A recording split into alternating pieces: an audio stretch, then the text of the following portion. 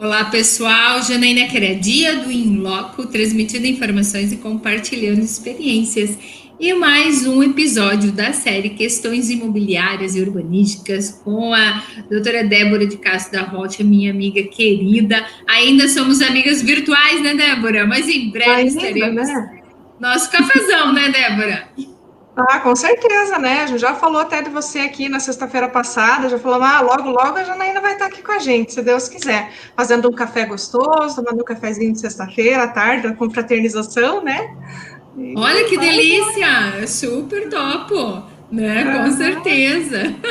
E logo, mais logo, uma se Deus vez, quiser.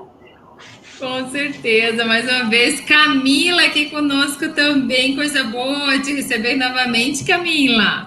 Eu que fico agradecida, fico muito feliz de estar aqui mais uma vez, Que, participando que, desse programa sensacional. que top! Nossa, vocês aqui, né, trazem todo esse incremento para o Inloco e, como eu falo, cada vez o negócio vai ficando mais envolvente, porque hoje falar direito de preferência, nesse momento, né, Débora? Envolvendo aí Uhum. as circunstâncias da Covid, e tantas outras situações diferenciadas, né, onde as pessoas estão buscando Uhum.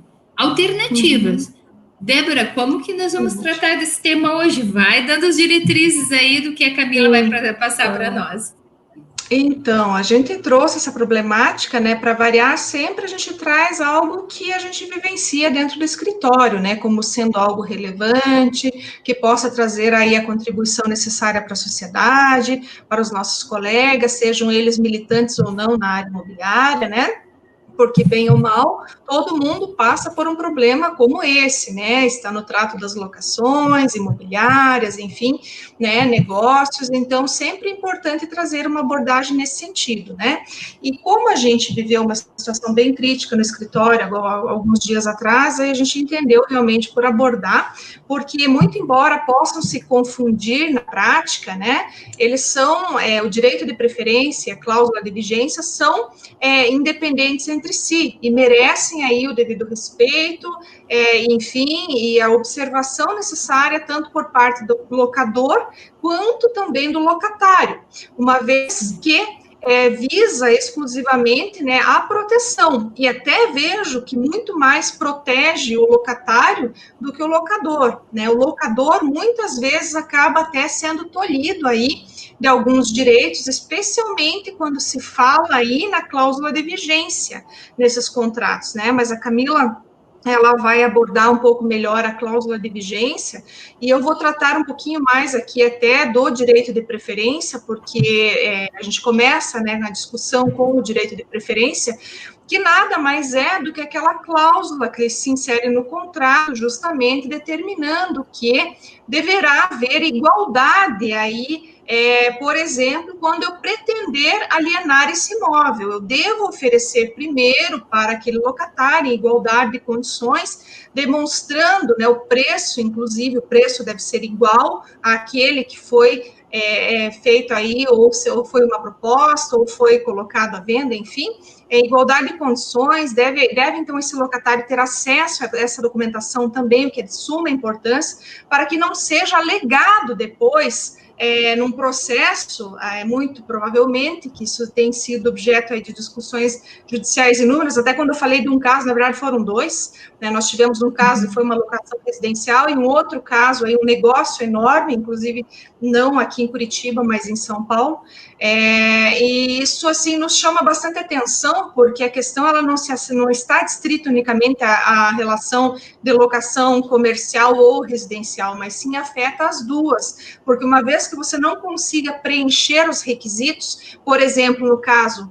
de uma locação residencial em que se pretenda recuperar o imóvel a partir aí de uma liminar, por exemplo, uma ação de despejo, muito provavelmente, se você não tiver aí cumprido esses requisitos de disponibilizar essa igualdade de condições para o locatário, essa liminar vai bater na trave. Né? Por exemplo, o próprio locador ingressar, ajuizar essa ação e demonstrar, e acabar acontecendo isso, né, demonstrar que não houve, o juiz vai negar essa liminar, o que vai acabar travancando esse processo, e você sabe bem disso, né, Jana? melhor do que ninguém, que as coisas vão parar, a gente não, a parte autora não vai ter a liminar, a parte ré vai acabar permanecendo nesse imóvel por um longo período de tempo, e tanto o locador e mais até ele do que qualquer um vai ter um prejuízo imenso, porque dependendo da situação, pode até haver uma birra da parte do locatário, não mais promover os pagamentos que são aí as contratações da locação mensal, e nisso aí ficar tanto sem vender quanto sem receber o valor da locação. Claro que o nosso aconselhamento jurídico é sempre no sentido de que se mantenha o pagamento, até mesmo para demonstrar boa-fé, aí que se pretende, inclusive até visando, aí ultimando uma aquisição desse imóvel, aí depender da situação, né, com essa demonstração de boa-fé. Mas, assim, fato é que nem sempre são observados esses requisitos e acontece de nós termos aí essas situações que geram inúmeros problemas aí de todas as ordens, quando a gente fala, então, em direito de preferência. Mas antes de qualquer coisa, até indo muito aí para a questão que eu adoro muito de falar, até por ser professora do direito registral também, é o direito de publicidade, ou, na verdade, o princípio, né, da publicidade dos atos registrais, que muitas vezes são desprezados, e que não basta, portanto, haver uma cláusula que diga que eu tenho um direito de preferência, quando eu não levo este contrato à averbação à margem da matrícula do imóvel. E muita gente não sabe disso, né? Porque nestes casos, por exemplo, digamos que o locador, né, ele venda, aliene esse imóvel sem dar o direito de preferência. Isso pode acontecer, né? Dependendo da situação, ninguém está livre disso. O que vai acontecer se esse contrato não estiver averbado à margem da matrícula? Ele só vai ter direito, esse locatário, a perdas e danos. Né? Ele não tem um direito real. Sim. Não constituiu-se ali um direito real. Então, quando a gente fala nessa questão toda, é muito importante para nós sempre pensarmos aí nos princípios do direito registral. A gente fala aqui muito no princípio da publicidade, que é a base do direito registral, e também vai, claro, descamba aqui no direito imobiliário, por isso que eu falo que o direito imobiliário ele é fantástico, porque ele envolve ali o direito registral, o direito notarial, o direito urbanístico, né? Então, assim, essa gama de conhecimentos que são indispensáveis ali para você atuar.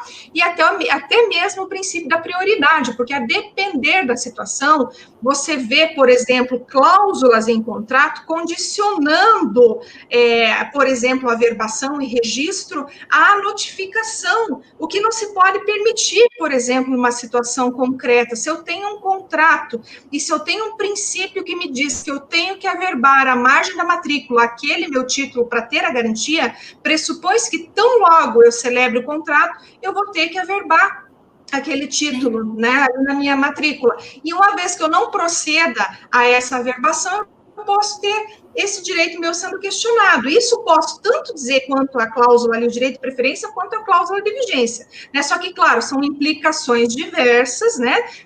Mas eu digo muito mais no sentido de que não basta que nós tenhamos unicamente essas cláusulas nos nossos contratos. Sim, elas são de suma importância. Na maioria dos contratos que a gente percebe, a gente analisa, a gente verifica a existência dessas cláusulas, sim, mas muitas vezes, ou na sua grande maioria, estes contratos não são levados à averbação ou a registro, porque no caso aqui, quando a gente fala de direito de preferência, eu falo de um direito que deve ser averbado, com o contrato averbado à margem da matrícula. Quando eu falo da cláusula de vigência, por exemplo, eu falo de um direito que deve ser registrado ali no cartório de registro de imóveis. Isso gera uma confusão do tamanho do mundo, porque são questões que parecem iguais, idênticas, que gerariam os mesmos direitos, mas, na verdade, nós ali, naquele preciosismo todo que o próprio direito exige, temos que saber fazer as distinções para não ter ali o risco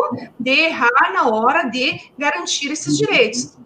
Além do que, claro, também vale evidenciar que mesmo estando aí com tudo isso muito bem resolvido, né, e tendo a legislação nos amparando, falando o que deve ou não ser feito, os tribunais não nos ajudam muito, né? Nós temos aí algumas decisões que acabam vindo em total descompasso com o que preleciona o artigo legal, por exemplo. Isso é muito comum, né? Então, isso acaba gerando uma certa insegurança jurídica no trato dessas relações, né? Tanto é assim que nós verificamos que, muito embora nós tenhamos esse cuidado no nosso escritório, por exemplo, na nossa atuação, de dizer para o cliente, olha, vá lá, celebre o contrato assim, vamos elaborar o contrato nesse sentido, depois vá lá, verbe ou então registre. Existe aí decisões até mesmo do STJ dizendo que, uma vez que haja inequívoca ciência do adquirente, isso falando de cláusula de vigência, e que ainda que não tenha sido averbado, né, não há que se falar na necessidade da publicidade, ou seja, eu jogo simplesmente no ralo ali o que está me alicerçando, o que estaria alicerçando o meu direito, uma obrigação, na verdade, daquele que quer proteger o seu direito. Então, esses aspectos aqui, assim, eles nos trazem muita estranheza, inclusive, nos fazem refletir, porque nem sempre também os juízes, os ministros, enfim, aqueles que estão aí com o poder decisório em suas mãos, acabam decidindo em compasso com o que a gente espera que seja decidido, né? De qualquer maneira, para que não haja o risco, então, de que esse locador, né, ou esse locatário tenham esse problema, vale, então, frisar, especialmente para o locatário, que proceda à averbação desse seu contrato à margem da matrícula, para que possa, então, aí, recuperar até, eventualmente, para si o direito, né, claro, mas aí, nestes casos, eu teria que ter também possibilidades, né, uma vez que isso viesse a acontecer, de efetivamente ter como pagar o preço, mas as custas e tudo mais, para poder haver para mim aí o direito de adquirir esse imóvel, mas pelo menos numa situação como essa, eu poderia proceder dessa forma, né? Claro que, muitas vezes, até a gente pode se deparar e até se perguntar, gente, mas até que ponto essas cláusulas não são ofensivas e não acabam atingindo o direito de propriedade? Porque uma vez que eu guarneça muito o direito do locatário, eu posso ali resvalar necessariamente no direito deste locador, que não pode ou está obstado de vender o seu imóvel, né? Justamente porque aí, principalmente quando você entrar na discussão da cláusula de vigência, por exemplo, ele vai ter um óbice enorme quando ele tentar alienar esse imóvel, porque a cláusula de vigência vai dizer, por exemplo, que o locatário tem o direito de permanecer nesse imóvel. Isso a Camila vai dizer, vai contar para a gente depois com maior vagar e maior clareza. Mas, assim, para ilustrar, de alguma maneira, essa nossa fala, vale muito a pena sempre entrar nesses aspectos, né? Claro, a gente está vivendo um momento diferenciado, a gente está agora tentando aí se adequar a uma nova realidade, um novo normal, como todos já estão falando, né?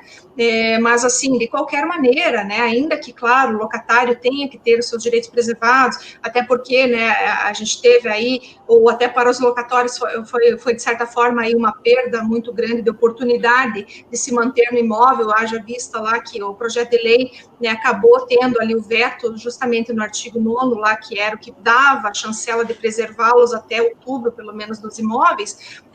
A gente, pelo menos, claro, tem por parte dos juízes aí uma certa parcimônia na análise de pedidos como esses aí voltados ao despejo, mas nunca é demais colocar, até porque a gente advoga para todo mundo, o nosso cliente ele tem um problema, ora ele está como locador, ora ele está como locatário, então a gente, né, não pode se colocar apenas na posição de um ou do outro, mas principalmente visando o locatário, é importante sempre observar que ele deve ter todo um cuidado aí na elaboração, primeiro na elaboração do instrumento contratual, porque eu percebo que muitos ainda, né, pensam que pegar um contratinho da internet resolve tudo, né? Sim. E não param para pensar que muitas vezes eles estão colocando em risco todo aquele direito que eles poderiam ter se estivessem aí, eventualmente, se servindo da contratação de alguém que tem aí a base jurídica necessária para poder proteger esse direito, né? E de qualquer maneira, né, eu acho que vale a pena a gente sempre trazer essas conversas justamente para isso, porque quanto mais as pessoas sabem, menos elas erram e mais elas conseguem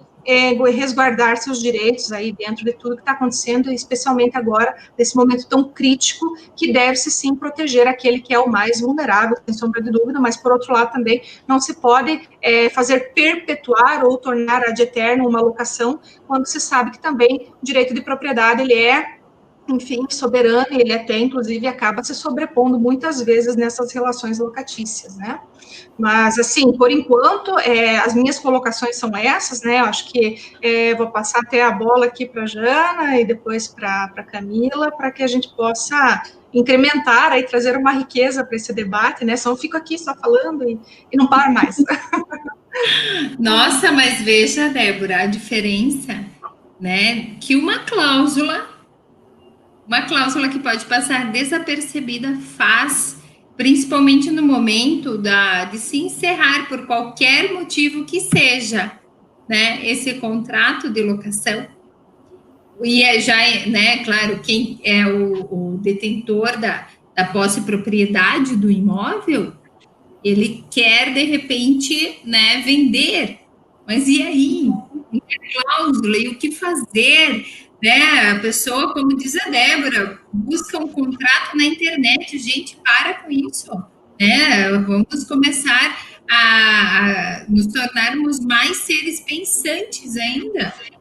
E Camila, o que nós temos, então, no tocante a essa cláusula para você compartilhar conosco, no intuito de fazer com que as pessoas comecem cada vez mais, né, a buscar a especialização desse trabalho? Poucas pessoas sabem, né, o que significa a cláusula de vigência, porque ninguém, como falado, né, foi pego contrato na internet, vai lá, às vezes até tem na internet, né, tem lá só o direito de preferência, porque decorre de lei. Então, fica bem mais fácil. Agora, a cláusula de vigência, você tem que inserir no contrato. E ela vem para assegurar, vem para garantir que o contrato seja cumprido até o final, o contrato de locação seja cumprido até o final. Então, vamos lá, tem um prazo de 36 meses. A pessoa veio, o adquirente comprou o imóvel. Tem a cláusula de vigência, ele tem que aguardar o final do prazo da locação para o locatário poder sair.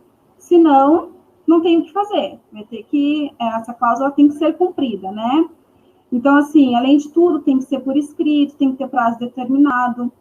E é muito difícil, as pessoas, elas não veem isso, né? Elas veem só o direito de preferência, porque é muito mais, tá muito mais claro, assim, tá muito, como disse, né? Decorre de lei. Então, a cláusula de vigência ela é inserida, então ela é bem mais difícil, né? É mais advogado que coloca, ou então, às vezes, tem os contadores, que às vezes até acabam fazendo alguns contratos, né? Mas ela é bem mais difícil. E o que acontece? Quando o adquirente compra o imóvel, vamos supor que ele queira construir, queira ter um empreendimento lá. Só um minutinho. Ele queira ter um empreendimento. Aí ele compra e ele não pode usar aquele imóvel, porque tem a cláusula de vigência, né? Ele tem que ficar ad eterno esperando. Então, vamos lá, às vezes compra um prédio, compra algum imóvel que está tendo contrato de renovação, está tendo ação renovatória há muito tempo. Vem a pessoa, quer comprar o imóvel, ela quer construir algo. Aí o adquirente compra, ele vai ver, poxa, tem a cláusula de vigência, vou ter que esperar o locatário sair. Então, assim, fica um pouco difícil, né? Eu vejo mais para o lado de quem está comprando do que para o locatário, porque aí o locatário tem a garantia dele ficar no imóvel, ele não precisa se valer do direito de preferência, que ele teria que pagar o preço. Então, às vezes a pessoa não tem para pagar, né? Ela não tem esse valor, porque para ter o direito de preferência, para exercer esse direito, ela tem que pagar o preço. Então, ela tem que ter o dinheiro, ela tem que saber da forma. Às vezes ela não tem. Então, ela pode se valer da cláusula. Se valendo da cláusula, ela consegue ficar no imóvel até o fim do contrato. Então, para o locatário, é muito mais fácil a cláusula de vigência. Eu vejo que é algo mais benéfico para aquele que não tem dinheiro para comprar o imóvel. Agora, para o adquirente, para aquele que está comprando, às vezes ele quer construir, é um construtor, ou ele quer, né, fazer prédios, quer fazer lojas de comércio, quer fazer alguma coisa, ele não consegue, porque tem que esperar o contrato de locação terminar. E nem sempre eles não querem esperar que esse contrato termine. Às vezes acaba perdendo o negócio. Então, é um pouco difícil, porque fere o direito à propriedade, né? Aí você fica naquela direito à propriedade, ou então a relação comercial, você fica entre esses dois ditames, né? Então, eu acho que fica muito difícil, mas para o locatário seria algo benéfico, porque não precisa pagar o preço, então fica mais barato, menos custoso para ele. Ele pode ter um período maior para procurar um outro imóvel para ele locar, seja ele residencial ou comercial. Isso acontece mais na relação comercial, né, de imóvel comercial. Então, as pessoas querem ficar mais, às vezes quer ficar 5 anos, né, às vezes está lá há muito tempo no imóvel, então quer continuar, já tem o ponto, já está formado, não quer sair. Então, acaba se valendo da cláusula, e às vezes, né, por não ter dinheiro, a cláusula é a melhor solução. Então, a gente fica, né, igual a doutora falou, a gente às vezes está hora locatário, hora locador. Então, a gente fica um pouco numa posição difícil, né, porque tem entendimento para os dois lados. Então, a gente consegue ver doutrina, ver jurisprudência para os dois lados, mas acaba ferindo alguns princípios realmente, inclusive a questão da publicidade, que tem que dar publicidade, às vezes não está no contrato, então como é que vai se valer? Perde o imóvel, Sim. né? A pessoa que está lá no imóvel, está alocando o imóvel, ela vai ter que sair. Se não está lá a cláusula de vigência, vai ter que sair. Então, tem que sempre estar registrado, tem que levar registro, tem que estar na matrícula, porque senão você não consegue se valer desses direitos que está na lei e também você consegue transpor para o contrato. Seria isso. Uau! Então, olha só a diferença realmente de se observar essa cláusula, porque depois você pode, né? Eu fico pensando nos dois lados, da pessoa que não, por exemplo, nesse momento ela tem esse imóvel, mas ela precisa se desfazer dele por questões financeiras mesmo, né?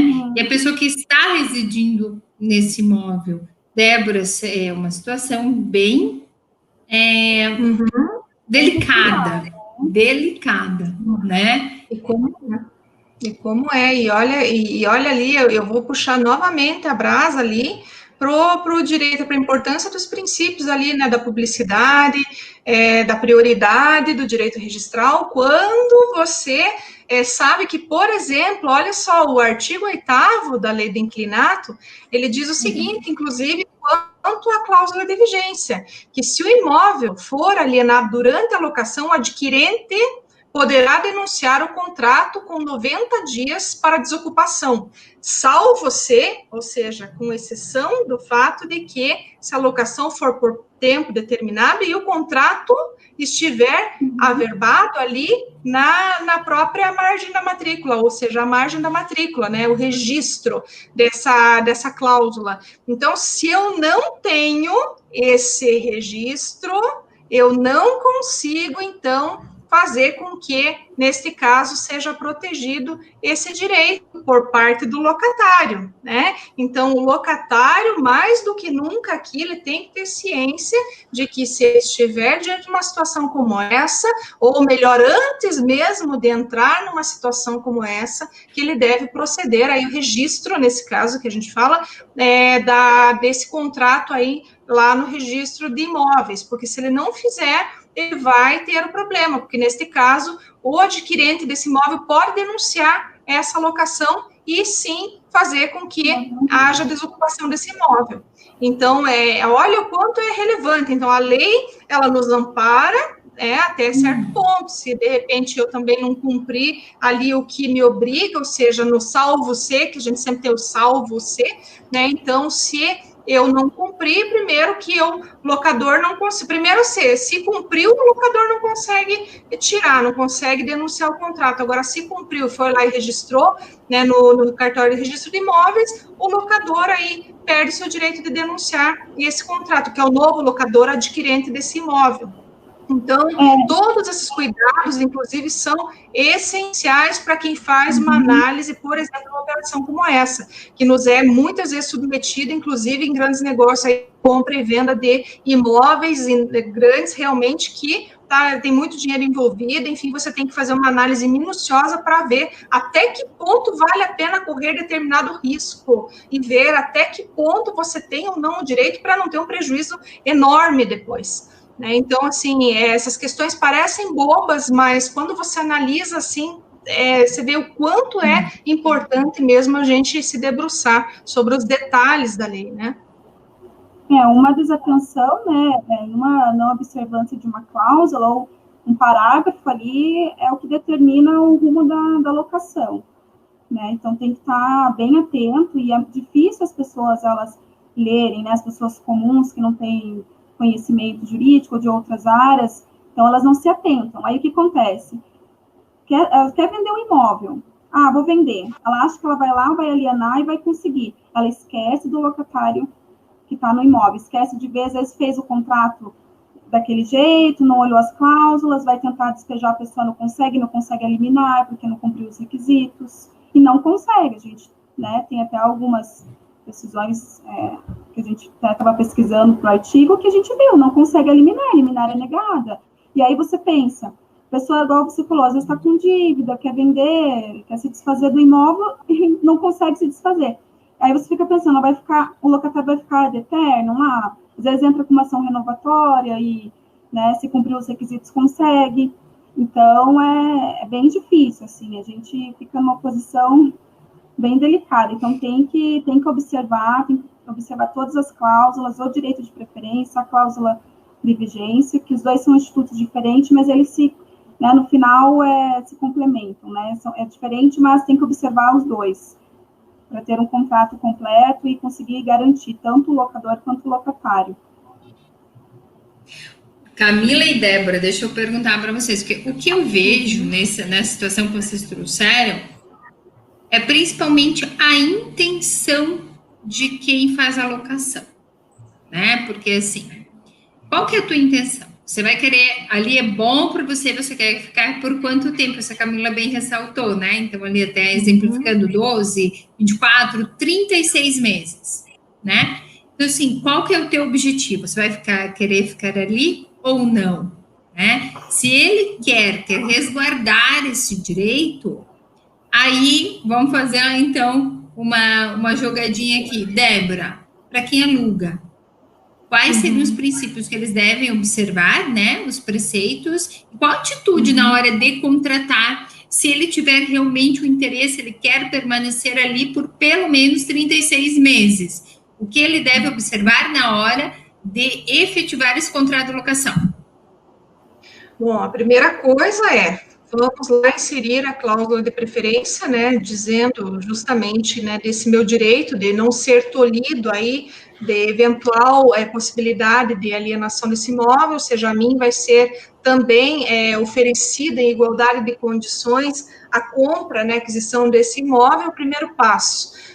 Posteriormente, no mesmo contrato, em especial quando eu tratar de contrato de locação comercial, pensar na cláusula de vigência, porque normalmente quando você aluga um estabelecimento, você está pensando justamente no ponto, né, nas condições que você vai ter para poder manter aquele negócio, a tua clientela, enfim, tudo que vai se estruturar mediante aquela locação. Então, você precisa, né, daquela cláusula necessariamente para te manter nesse imóvel. Claro, constituindo, então, esses direitos no contrato, a partir dessa disposição de cláusulas, por exemplo, ato contínuo é fazer, então, as averbações à margem da matrícula desse imóvel. O que eu percebo que acontece em casos, por exemplo, de locações que se elastecem, se prorrogam ao longo dos anos, é que colocam muitas condicionantes em contratos, por exemplo, colocam lá, por exemplo, um exemplo prático, né? Você, locador, me dá o direito de, quando eu for notificado, averbar à margem da minha matrícula ou da matrícula do imóvel o contrato de locação. Ora, é uma possibilidade? Mas aí você vai entrar em outros critérios até que eu iria discutir. Poderia ficar uma noite falando de pacta sunt servanda, de flexibilização, boa-fé objetiva, que acabou aí superando o instituto, o princípio aí da pacta sunt servanda, que acaba aí sendo levado na prática até para análise judicial, né, porque se, por exemplo, o direito ou o princípio da publicidade me diz que eu tenho o dever de averbar né, seja a cláusula, seja o contrato com a cláusula de preferência, seja o contrato, registrar o contrato que tem uma cláusula de vigência, por óbvio que uma cláusula que condicione apenas ao fato da notificação vai estar, eventualmente, tentando tolher direito do locador desse imóvel, né? Claro que daí o negócio pode se redesenhar, pode haver aí toda uma reestruturação, inclusive do locador, do proprietário desse imóvel, até para subverter, eventualmente, pretenso direito desse locatário. Porque se eu, por exemplo, me sinto condicionado ao exercício de um direito do locatário somente após a minha notificação, eu posso não notificar, se o negócio for bom para mim. Se eu perceber que eu vou alienar e vou ganhar muito mais alienando do que vou perder, com perdas e danos, considerando que aquele que não averbou só tem direito a perdas e danos, então eu vou fazer uma mensuração do meu prejuízo. Então, claro, nós, como advogados, acabamos mensurando prejuízos, né? É assim que a gente tem que atuar. A gente conhece a legislação, sabe qual é a vulnerabilidade desse contrato, o que pode acontecer, vai fazendo sempre essa utilização, essa mescla entre legislação, princípios, direito registral, notarial e direito imobiliário, enfim, tudo que nos ajuda, inclusive princípios do direito civil, né, como um todo, ordenamento jurídico, e você constrói toda uma colcha que dá ao teu cliente o respaldo necessário para ele eventualmente se servir ali do direito dele, ou seja, eu preciso alienar o imóvel, já não é mais interessante para mim manter essa locação. Hoje, o mais interessante, ainda mais agora, em tempos de pandemia, é fazer o dinheiro acontecer, ou seja, girar esse dinheiro, enfim, me desfazer desse bem, é um momento interessante para mim. Então, quer dizer, existem sempre subterfúgios, uma vez que eu não tenha essa construção jurídica bem feita. Então, por isso que a gente fala, né, e esse é o conselho que eu dou aí, eventualmente, para um locatário que queira resguardar efetivamente o seu direito. Vá lá, averbe e registre aí esse contrato para poder realmente se utilizar, não quer errar, faça direito. Então, é isso que eu penso, assim, no primeiro momento, porque depois, para tudo, a gente acha jeito. Para depois desconstituir isso, a gente dá um jeitinho de achar uma brecha e conseguir reverter o negócio aí para melhor para os clientes, seja ele locador, seja ele locatário. E até para o locador também, né? Porque se ele cumpre todos os requisitos certinho, para ele poder depois despejar essa pessoa é mais fácil, né? Ele cumpriu tudo, então ele consegue entrar com uma ação, despejar e conseguir eliminar. Agora, se ele não cumpre, vai ficar lá, a ação rolando enquanto não cumprir todos os requisitos. Às vezes tem prazo de 5 anos, tem que esperar findar o prazo de 5 anos, um exemplo, né? Então, vale para os dois, né? Mais para o locatário, mas o locador também, para ele poder depois vir a despejar alguém, se ele cumprir todos os requisitos, não vai ter nenhum impedimento.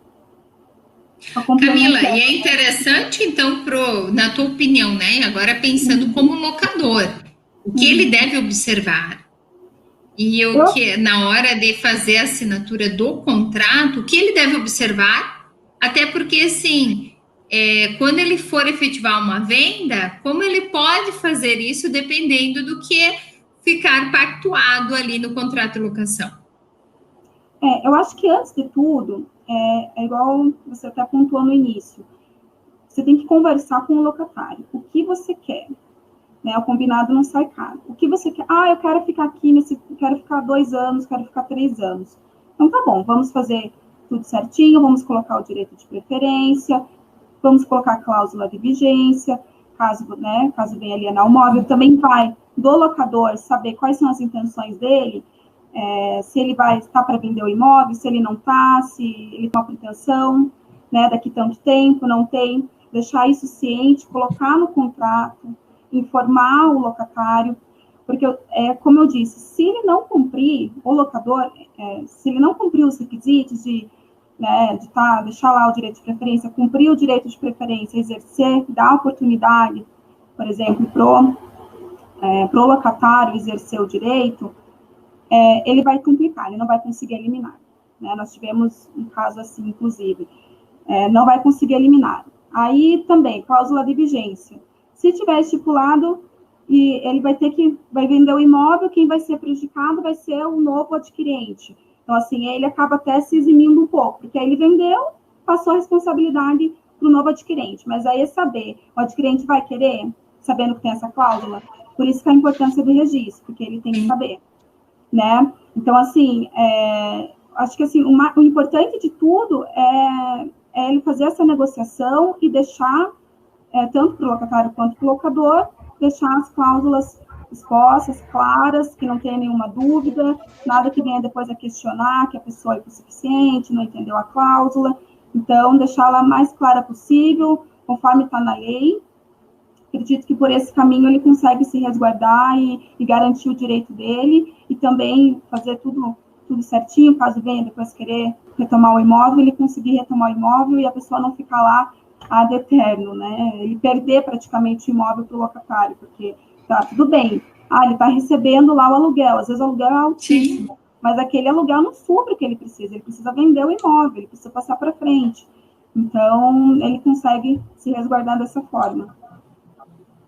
Até porque, veja, se hoje em dia, nessa época da pandemia, a pessoa tem um imóvel o qual está alocado com essa cláusula de vigência, ele tem que esperar encerrar.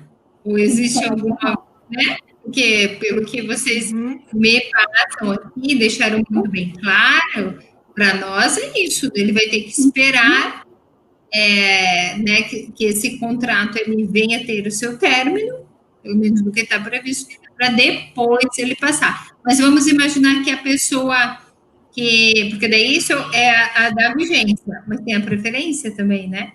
Então, assim, vamos imaginar que a pessoa que quer comprar o imóvel diz, não, tudo bem, deixa o locador lá, mas eu vou comprar o seu imóvel. Existe essa possibilidade dele comprar aceitando o locador, mas o locatário, mas e aí como é que fica a questão da preferência? Entenderam a minha pergunta? Você vai responder, Camila? Quer que eu responda? Respondo. Como que se quiser responder, depois eu vou complementando. É que você estava já na vez? Só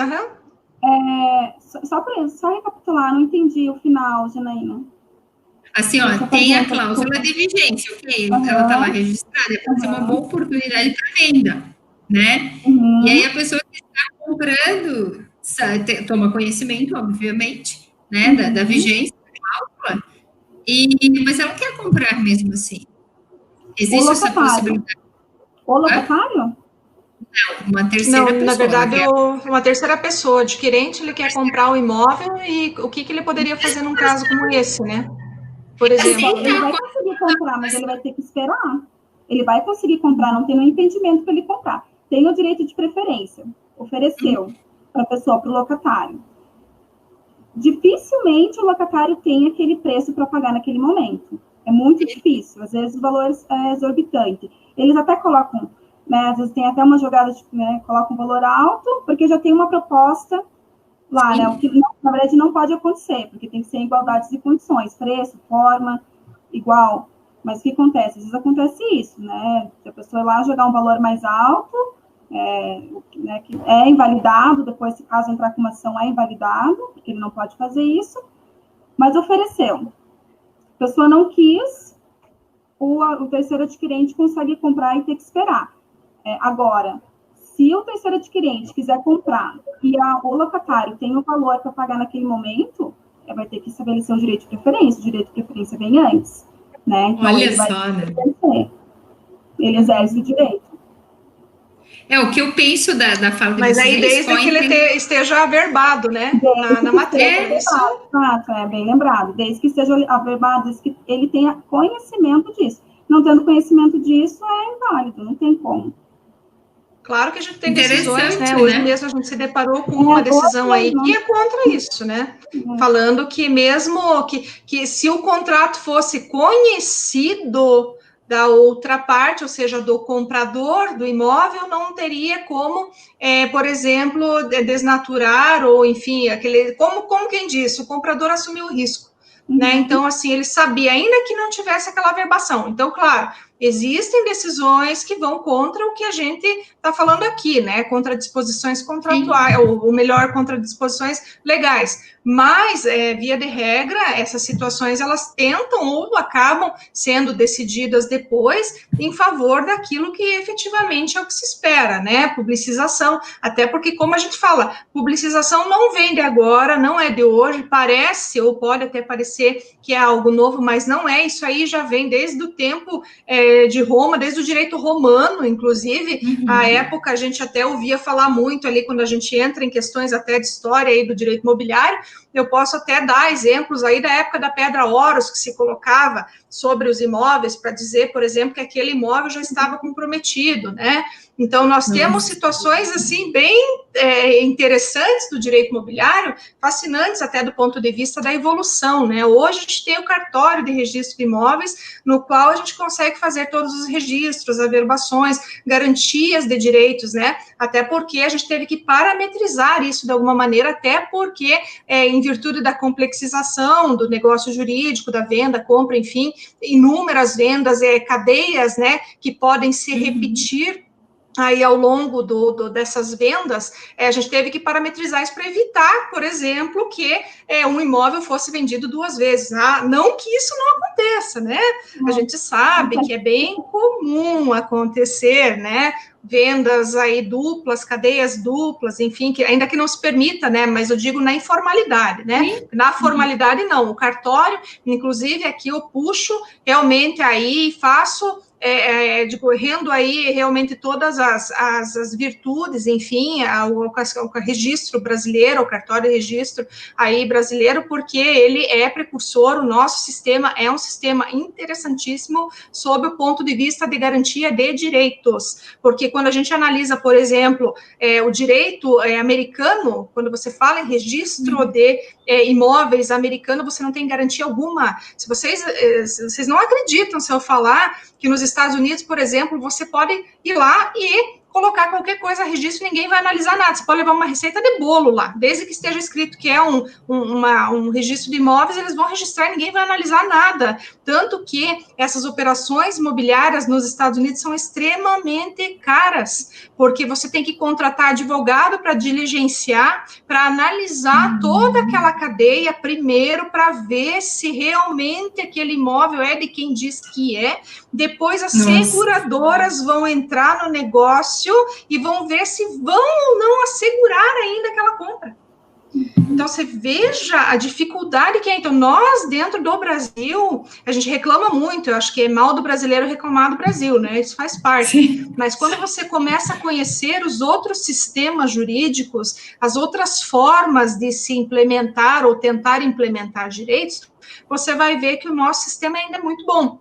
Claro, a gente tem dificuldades, o cartório, né, tem todo um rito, né, espero que agora com o registro eletrônico mude bastante, mas ainda assim tem muitas questões ainda que são objeto e alvo de crítica, mas, inclusive quando se devolvem ali documentos, né, para que haja aí, por parte daquele pretenso proprietário ali, enfim, o preenchimento de requisitos, mas ainda assim, justamente esse ato desse registrador é justamente para resguardar direitos e evitar aí, por exemplo, que existam aí cadeias duplas que não se permitem dentro do nosso ordenamento jurídico, ou seja, dentro do nosso registro imobiliário. Então, neste aspecto, vale muito a pena chamar atenção para isso e até mesmo para justificar a importância que se tem aí, então, quando a gente fala da publicização desses atos aí, que, como se diz, até inclusive é uma premissa trazida lá desde 1996, se não me engano, aí, pelo próprio Banco Mundial, quando ele fala que somente os países que têm um sistema adequado de registro terão, de fato, aí, como ter aí créditos, enfim, serão, de fato, aí tido como efetivamente cumpridores dos seus deveres, enfim, e até abrindo o mercado, inclusive, para negócios, né, para ter credibilidade mundial, porque o maior, digamos assim, o arcabouço principal, ou um dos principais dentro dos negócios é o mercado imobiliário. Se você tem um mercado imobiliário rígido, forte, enfim, que eles sejam um mercado que dê credibilidade, você consegue atrair negócios para o país. Então, isso inclusive, é um dos maiores preceitos dentro aí do que se impõe, ou do que foi imposto até pelo próprio Banco Mundial lá em 1996, sabe? Então, através de um relatório que foi produzido à época. Então, vale a pena se pensar realmente nesses aspectos todos aí dentro do direito imobiliário. É que eu vejo... Nossa, muito interessante. Desculpa, só complementando, mas o que eu vejo é que as pessoas confundem a ciência inequívoca do direito de preferência com o registro da cláusula de vigência. Porque pelo direito de preferência você pode dar a ciência inequívoca, você pode, ele sabendo, né, a pessoa tendo conhecimento, ele tem que dar a ciência, e no registro, na cláusula de vigência, não.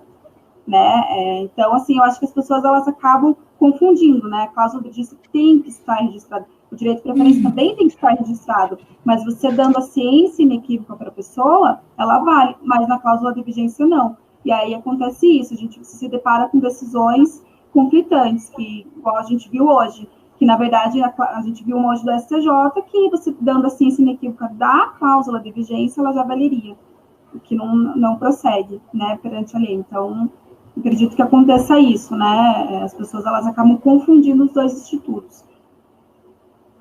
Nossa, gente, assim, realmente muito interessante, mais uma temática desafiadora dentro dessa área de direito imobiliário e urbanístico, porque vocês bem ressaltaram a importância de um contrato bem revestido dos interesses das partes que estão contratando, né? Porque tudo vai depender, como a Camila falou, o direito de preferência, ok, independente de qualquer circunstância, de estar no contrato ou não estar no contrato, ela existe, né? E ela basta que um comunique o outro, a negativa de um já dá liberdade para o outro proceder, né, à venda efetiva. Agora, a cláusula de vigência não, né? A cláusula de vigência precisa estar no contrato, e mais do que estar no contrato, precisa estar averbada.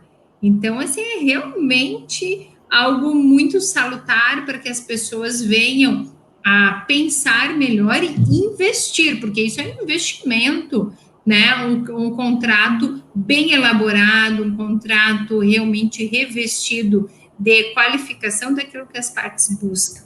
Não é mesmo, Débora? Exatamente, e é toda essa estratégia também que envolve, né, essa elaboração do contrato, já pensando nos pormenores, né, que podem decorrer aí de, enfim, inúmeras situações, alteração do mercado, né, novas conjunturas econômicas aí, que é o que está justamente acontecendo agora. Quem é que imaginava que nós passaríamos por algo assim? Mas considerando até que nós temos disposições que se voltam a possibilidade de ocorrência, né, de caso fortuito, força maior, que não necessariamente uma pandemia, a gente sempre tem que pensar em tudo que pode acontecer e tudo que eu posso precisar, a depender do lado que eu estiver. Então, nesses pontos que vale a pena a gente sempre fazer esse investimento, né, Jana? Porque pode parecer besteira, muitas vezes as pessoas nos perguntam, mas quanto você cobra? Dependendo, nem todos, né, mas a maioria das pessoas hoje em dia, até porque dinheiro, né, ninguém encontra no lixo, todo mundo quer, né, poupar, mas não é raro a pessoa perguntar, mas quanto você cobra? Cobro tanto.